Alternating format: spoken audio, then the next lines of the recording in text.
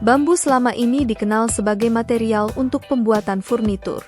Namun siapa sangka material yang ramah lingkungan ini juga mulai digunakan sebagai material konstruksi, bahkan digunakan sebagai bagian dalam konstruksi jalan tol. Baru-baru ini Indonesia melakukan inovasi penggunaan bambu sebagai salah satu material di jalan tol Semarang-Demak. Lalu bagaimana kehebatan jalan tol dari bambu ini? Mengapa Indonesia begitu berani menggunakan bambu dalam konstruksi jalan tol? Agar lebih jelas, mari simak video berikut ini.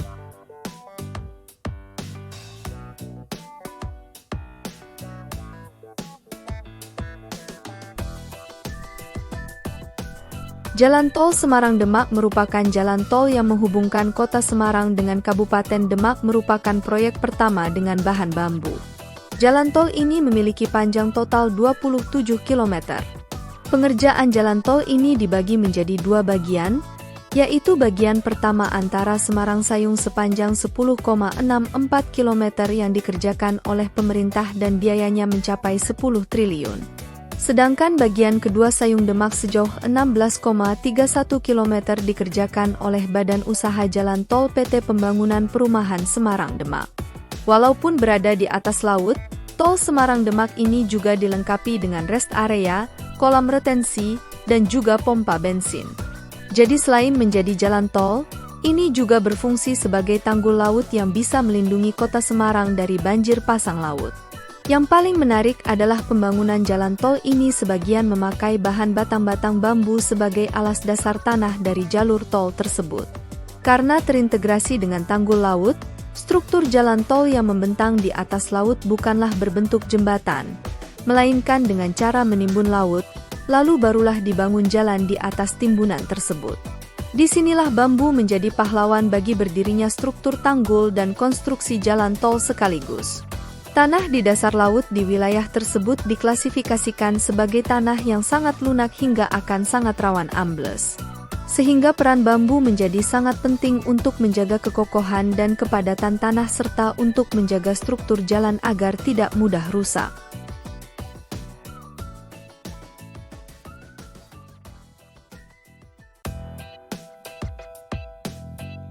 Di Indonesia, bambu sangat mudah ditemukan karena dapat tumbuh cepat dan subur.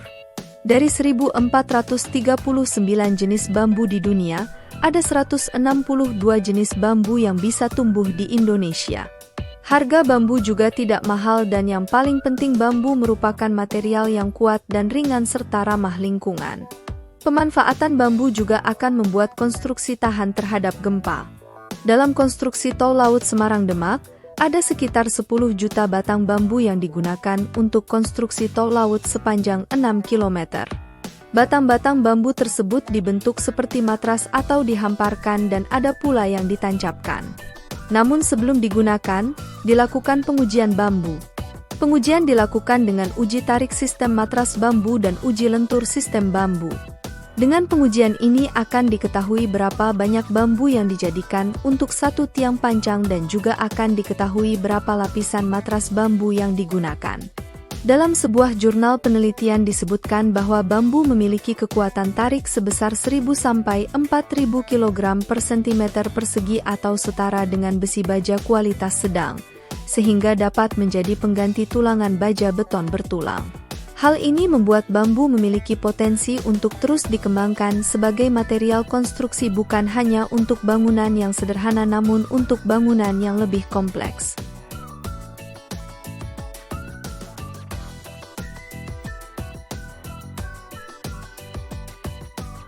Setelah selesai pengujian di Balai Bahan dan Struktur Bangunan Gedung bagian dari Direktorat Jenderal Cipta Karya di Kementerian PUPR, dinyatakan bahwa bambu sangat layak digunakan sebagai konstruksi jalan tol.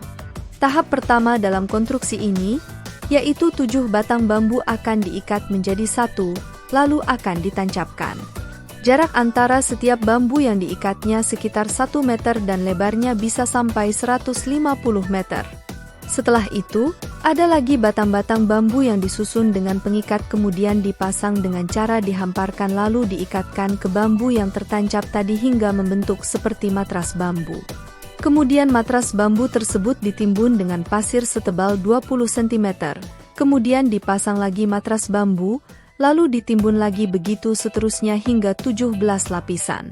Karena tanah di bawah airnya lunak, bambu yang tertancap dan juga matras bambu yang telah ditimbun pasir akan terus turun.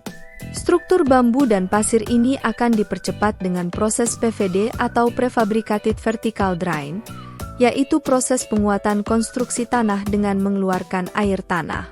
Dengan proses ini, tanah akan semakin padat dan juga matras bambu yang telah ditimbun akan cepat turun dan juga kokoh.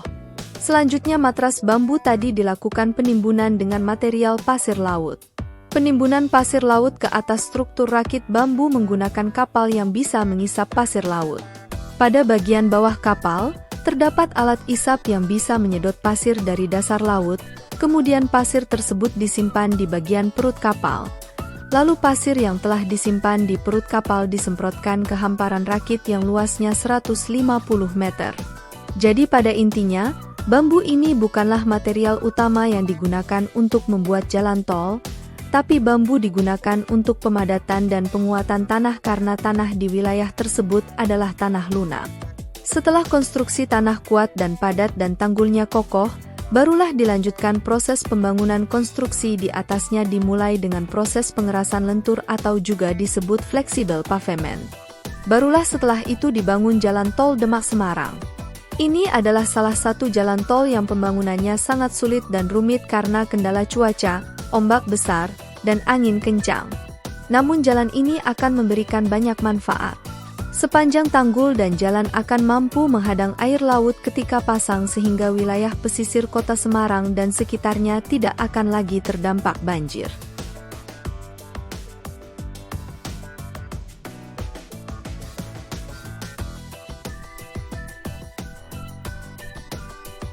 Konstruksi bambu ini merupakan inovasi unik pertama kali diterapkan di pembangunan jalan tol di Indonesia. Tidak perlu jenis bambu tertentu, semua jenis bambu bisa dipakai. Perlu diingat pembangunan jalan tol dan tanggul laut ini membutuhkan setidaknya 10 juta bambu. Akan tetapi itu jauh lebih hemat jika dibandingkan kalau harus menguruk tanahnya. Selain butuh ratusan juta kubik tanah dan juga jutaan kali truk bolak-balik untuk mengangkutnya, juga berisiko besar amblas, dan tentunya dari segi biaya juga bisa lebih terkontrol.